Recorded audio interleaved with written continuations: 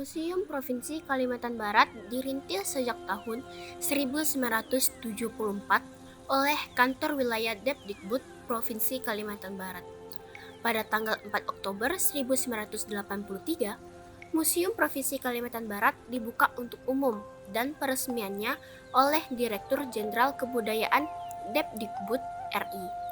2 April 1988 menjadi unit pelaksana teknis atau yang biasa disebut dengan UPT, Kanwil Depdikbud Provinsi Kalimantan Barat yang diresmikan oleh Sekretaris Jenderal Depdikbud RI. Kemudian pada tanggal 9 Januari 1991 berubah menjadi UPT, Direktorat Jenderal Kebudayaan Depdikbud RI. Halo teman-teman semuanya. Hari ini saya sedang berada di Museum Kalimantan Barat. Ayo tepuk tangannya.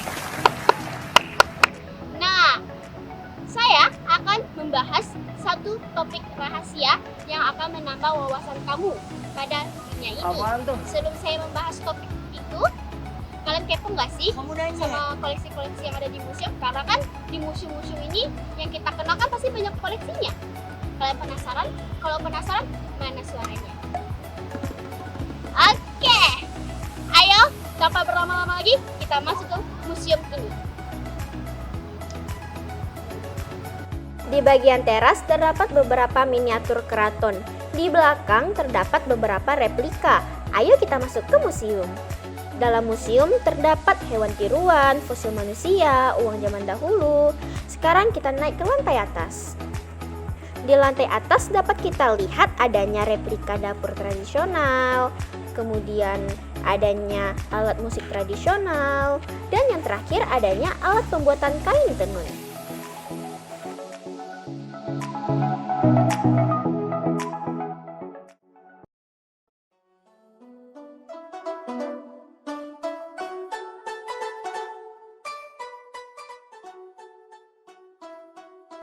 Nah, sekarang kita berada di lantai bawah di mana keramik, guci, kemudian ada piring, mangkok, perni, dan lain-lain itu berada.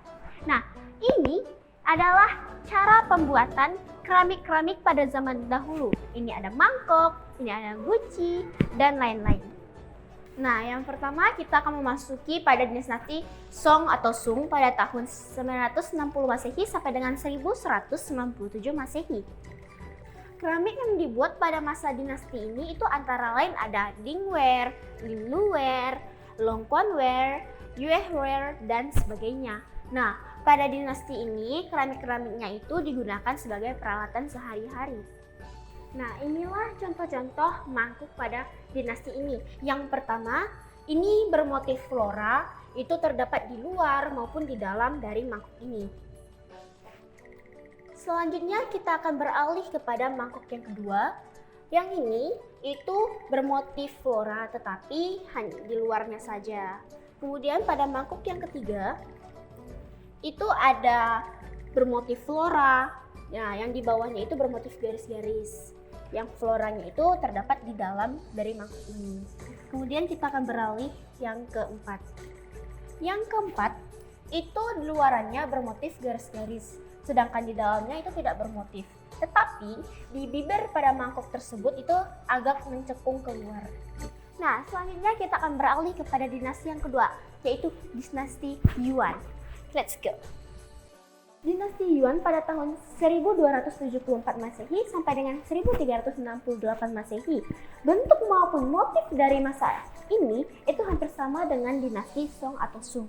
Ciri-ciri dari keramik pada masa ini dengan menggunakan bahan dari kaolin dan bebatuan, partikel halus dan bertekstur rapat. Warna dari bahan kaolin itu berwarna putih krem dan putih keabu-abuan.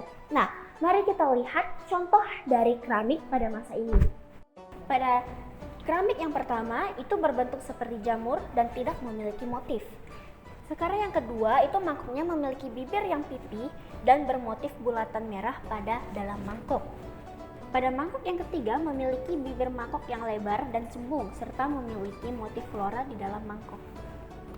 Sekarang pada mangkuk yang terakhir itu memiliki motif flora pada luar mangkuk serta bibir mangkok yang lebih cembung.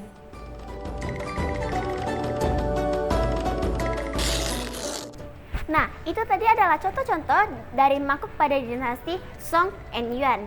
Nah, kalau kalian ingin melihat lebih detail dari mangkuk-mangkuk tersebut, yuk kita ke museum, tepatnya di Jalan Jenderal Ahmad Yani, tepat di depan Pendopo Gubernur.